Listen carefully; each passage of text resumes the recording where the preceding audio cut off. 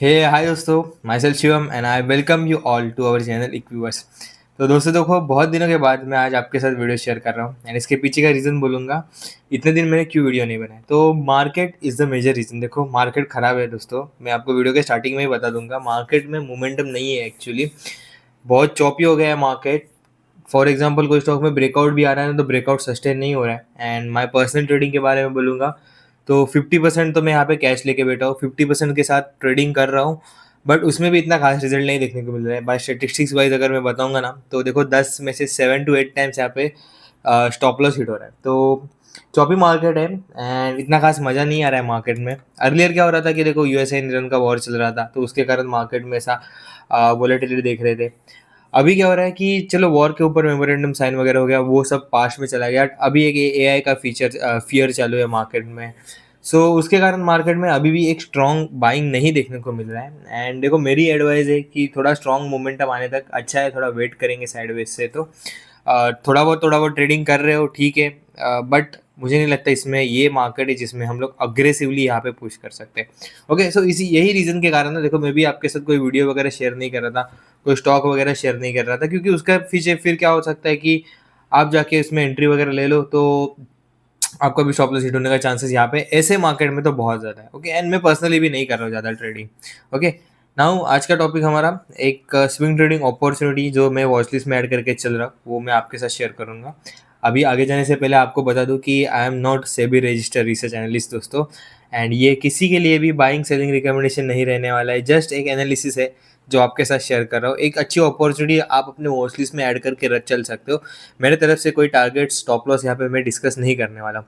Okay, so start करते हैं video को एंड तक देखते रहो दोस्तों। चलो स्टार्ट करते हैं। तो जो स्टॉक को हम लोग यहाँ पे ट्रैक कर रहे हैं वो है हमारा Welspun living limited. And reason as always, price में जो है वो स्ट्रेंथ देखने को मिल रही है। प्राइस में स्ट्रेंथ हम लोग कैसे यहाँ पे डिकोड कर रहे हैं, तो देखो बॉटम से स्टॉक ने जो है वो 60% का रैली दिखा है। रिसेंट प्राइस एक्शन अगर आप देखोगे तो ये यहाँ से भी हमें एक अराउंड 26% का रैली देखने को मिला है। बट इसमें स्पेशलिटी क्या हो जाता है कि नीचे जो वॉल्यूम्स आपको देखने को मिले हैं उसके साथ बाइंग, मतलब देखो ये दिन जब 18 जून को स्टॉक ने 11% का यहाँ पे गेन दिखाया था, वो दिन 26.61 मिलियन ट्रेड जो है वो ट्रेड हुए थे, स्टॉक शेयर्स जो है वो ट्रेड हुए थे। उसके बाद स्टॉक ने होल्ड किया, साइडवेज में ब्रेकआउट दिया। ब्रेकआउट वाले दिन फिर से वॉल्यूम में अपने को स्पाइक देखने को मिला। एंड उसके बाद देखो फॉलोअप नहीं आया, स्टॉक जो है वो गिरा। बट ये जो तीन गिरे वाले कैंडल दिख रहे हैं ना, रेड कैंडल, उसके नीचे वॉल्यूम देखो आप, कंपेयर टू ये जो दो बाइंग के कैंडल दिख रहे हैं आपको, जब भी बाइंग आ रहा है, तो उसके नीचे ये जो सेलिंग वाले कैंडल है वो बहुत कम वॉल्यूम से आ रहा है। मतलब यहाँ पे हम लोग क्या डिकोड कर सकते हैं कि सेलिंग जो है वो कंपेयर टू बाइंग यहाँ पे बहुत कम अमाउंट में आ रहा है। उसके बाद देखो स्टॉक ने फिर से यहाँ पे कवर किया एंड ये जो प्रीवियस उसका हाई लगाया था ना, उसके ऊपर अभी यहाँ पे ये लेवल पे अभी ट्रेड कर रहा है स्टॉक। एंड वॉल्यूम जो है वो पूरे ड्राइड अप हो गए, तो volume dried up with price tightness यहाँ पे देखने को मिल रहा है। तो हम लोग यहाँ पे बोल सकते हैं कि प्राइस एक्शन जो है वो यहाँ पे स्ट्रेंथ दिखा रहा है। एंड उसके साथ ही देखो मार्केट अगर आप देखोगे ना, मार्केट बहुत चौपी रहा है लास्ट ये सेम पीरियड में। अगर आप स्मॉल कैप से कंपेयर करोगे या फिर मिड कैप से कंपेयर करोगे तो मार्केट चौपी रहा है, बट स्टॉक जो है वो होल्ड करके चल रहा है।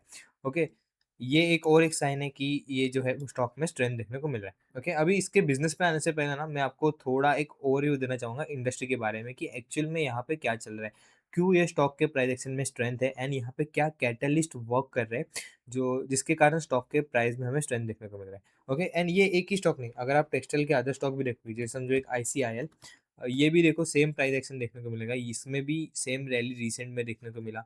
गोकेक्स अगर मैं बात करूँ तो गोकेक्स मैंने रिसेंटली कवर किया था लास्ट वीडियो में, तो गोकेक्स में भी देखो यहाँ पे आपको मोमेंटम देखने को मिला था।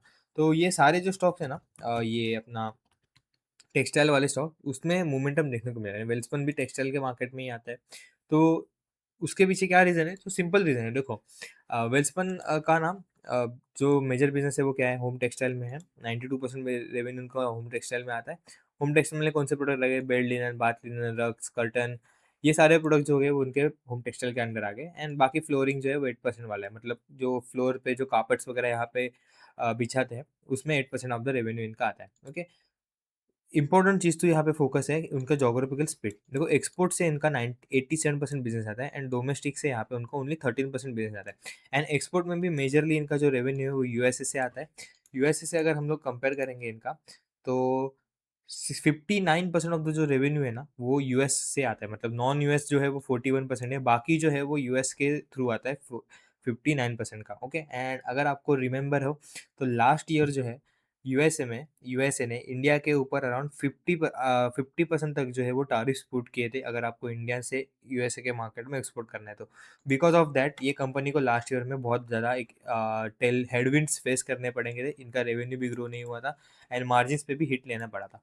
ओके, बट अभी क्या हो रहा है, इंडिया एंड यूएसए जो है उसके अंदर यहाँ पे एक ट्रेड डील चल रहा है। तो करंटली अभी 10% ऑफ द चार्जेस लग रहे हैं, टैरिफ्स पुट किए गए हैं, बट यहाँ पे बाय जुलाई एंड यहाँ पे 24 जुलाई तक का डेट है। उसके बाद इंडिया एंड यूएसए के बीच भी एक ट्रेड डील पोटेंशियल चल रहा है यहाँ पे। सो यस मार्केट बहुत बड़ा मार्केट है कंपनी के लिए, एंड बिकॉज लास्ट ईयर यहाँ पे 50% तारीफ पे किए थे, अभी जो है वो 10% तारीफ ही है, एंड अगर इंडिया एंड यूएसए का ट्रेड डील हो जाता है तो ये भी रिमूव हो सकते हैं। सो ये एक बिगर कैटलिस्ट कंपनी के लिए पे कर रहा है। सेकेंड चीज़ जो है वो इंडिया यूरोपियन यूनियन का free trade agreement and India UK का फ्री ट्रेड एग्रीमेंट। देखो, इंडियन कंपनी जो है वो टेक्सटाइल वाले या अपीयरल वाले, अगर उनको यूरोपियन यूनियन या फिर यूके में अपने प्रोडक्ट्स को एक्सपोर्ट करना है तो एडिशनल 12% ड्यूटी उनको पे करना पड़ता है। अगर आप कंपेयर करोगे तुर्की, वियतनाम, कंबोडिया जैसे कंट्रीज से, बांग्लादेश जैसे कंट्रीज से, तो उनको कोई भी यहाँ पे एडिशनल ड्यूटी पे करनी पड़ रही है। तो इंडिया को यहाँ पे एक डिसएडवांटेज है, उनको 12% एडिशनल ड्यूटी पे करनी पड़ती है।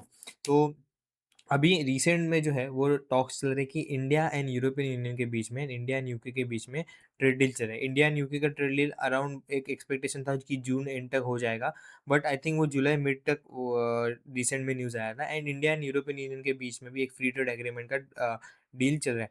तो वहाँ से एक्सपेक्टेशन है कि कंपनी के लिए और ज़्यादा यहाँ पे समझो 12% अगर एडिशनल ड्यूटी हट जाता है तो वहाँ से कंपनी के लिए मेजर बेनिफिट होगा। अगर मैं कॉन कॉल की बात करूँ तो यहाँ पे देखो, ये नोटबुक एलएलएम पे मैंने कॉन कॉल भी डाला, पढ़ा भी था, बट यहाँ पे देखो during the Q4 FY 2026 earnings conference call ना, मैनेजमेंट ने यहाँ पे India UK, India European trade पे एटलीस्ट 13 टाइम्स यहाँ पे फोकस किया कि यहाँ से बहुत बड़ा एक जो है वो ग्रोथ पोटेंशियल, एक टेलविंड जनरेट होने वाले वेल्सपन लिविंग के लिए। एंड बिकॉज ऑफ दैट यहाँ पे आपको ये स्टॉक में जो है वो second catalyst as India UK, India European Union का प्ले हो रहा है।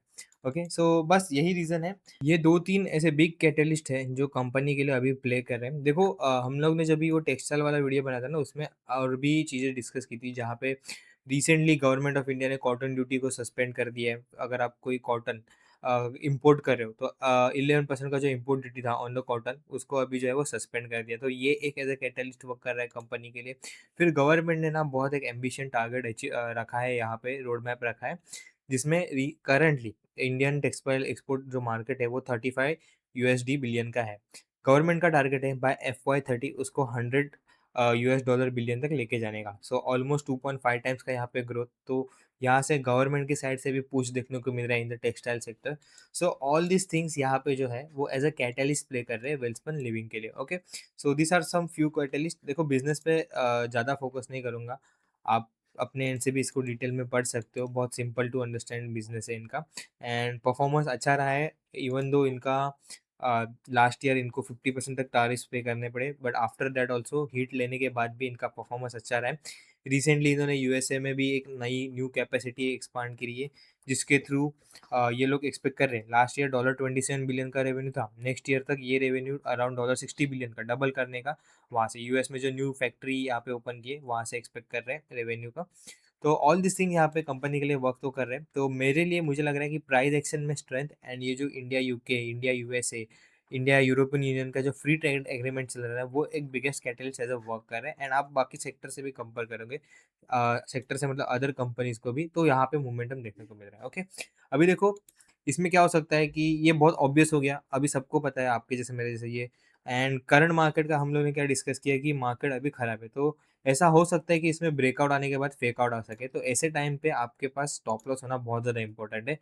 मैं कैसे ट्रेड करूँगा, देखो, अगर मेरा इसको वॉचलिस्ट में ऐड करके मैं कैसे कब तक चलूँगा, जब तक ये स्टॉक ऐसे ऊपर हायर हाइज बनाते जा रहा है, बट अपर अपर साइड जा रहा है, तब तक मैं इसको वॉचलिस्ट में ऐड करके चलूँगा। द मोमेंट समझो ये यहाँ से खराब हो गया, यहाँ से ब्रेकडाउन आ गया, तो मैं इसको वॉचलिस्ट से निकाल दूँगा, क्योंकि मेरे लिए इंपॉर्टेंट है। देखो, ट्रेड एग्रीमेंट वगैरह सब कैटलिस्ट वर्क कर रहे हैं, इंपॉर्टेंट चीज़ है। बट अगर उसको प्राइस में ही कन्वर्ट नहीं हो रहा है ना ये सारी चीज़ें, तो स्टॉक को लेने के मतलब नहीं। तो मेरे लिए वो इंपॉर्टेंट है कि प्राइस एक्शन आपको स्ट्रेंथ दिखा रहा है, प्राइस एक्शन दिखा रहा है, जो भी चीज़ें चल रही है वो प्राइस में यहाँ पे डिस्काउंट हो रहा है। Okay, and because of the only price मैं इसको यहाँ पे वॉच लिस्ट में ऐड करके चल रहा हूँ। एंड ये जो कैटलिस्ट शेयर की है वो आपके अंडरस्टैंडिंग के लिए कि यहाँ पे क्या चल रहा है स्टॉक में। ओके, सो दोस्तों प्लीज़ किसी के लिए भी बाइंग सेलिंग रिकमेंडेशन नहीं है। एंड अगेन, अगर आप कोई भी स्टॉक लेते हो या फिर जो भी मैं आपके साथ शेयर कर रहा हूँ, तो प्लीज़ याद रखो मैं खुद यहाँ पे स्टॉप लॉस 2.5-3% का लेके चलता हूँ। अगर आप यहाँ पे कोई भी स्टॉक कंसिडर करते हो तो प्लीज़ अपना रिस्क मैनेजमेंट करके चलना। विदाउट स्टॉप लॉस मार्केट में कभी मत आना। आप विदाउट स्टॉप लॉस मतलब एक आँख बंद करके गाड़ी चला रहे हो या फिर विदाउट ब्रेक गाड़ी चला रहे हो, ऐसा हो जाएगा। सो प्लीज़ यहाँ पे सेफ्टी हमेशा ऑलवेज यहाँ पे प्रेफर करना, स्टॉप लॉस ऑलवेज प्रेफर करना। So yes, have a nice day, guys. Thank you. Take care.